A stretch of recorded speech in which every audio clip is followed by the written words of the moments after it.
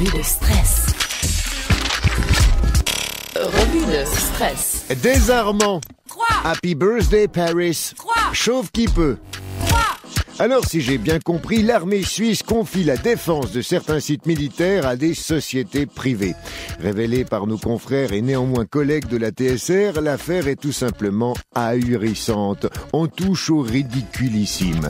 Je me pince même tellement cela ressemble à un gag. Imaginez la nuit, des soldats des soldats libyens, par exemple, tentent d'envahir la Suisse. Déjà là, on rigole.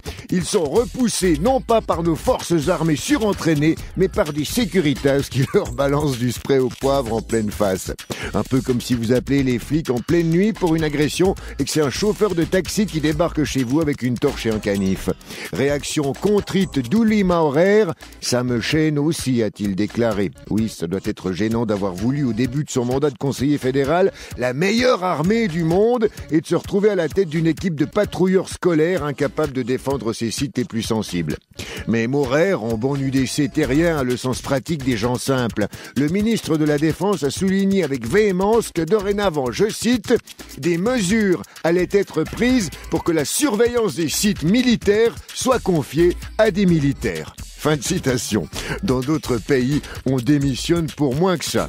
Relevons que cette histoire grotesque qui coûte 7 millions de veaux francs par année n'a pas empêché le Conseil fédéral d'adopter le programme d'armement 2011 qui se monte à 433 millions comprenant l'acquisition extrêmement nécessaire de 12 véhicules d'exploration NBC, à savoir nucléaires, biologiques et chimiques. On ignore toujours s'ils seront conduits par des conducteurs de locomotives CFF ou un des grutiers d'une société privée.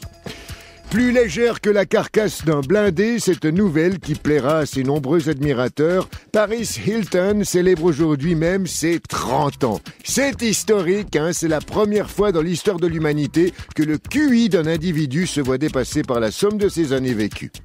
Après la méchanceté réaliste de la science optimiste, puisque des chercheurs américains semblent avoir trouvé un remède à la calvitie.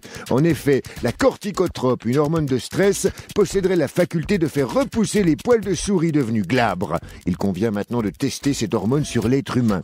Si cela fonctionne, nombre de dégarnis devraient retrouver une toison de sonson, de beaux cheveux en pleine santé, épais et fournis. Le seul problème résiderait dans le fait qu'en parallèle, on constate une pousse évidente de longues moustaches très fines, ainsi qu'un appétit modéré pour le fromage et les tapettes. J'imagine déjà le slogan publicitaire « Grâce à la corticotrope, les chauves sourient ». Enfin, seulement si j'ai bien compris. Revue de stress.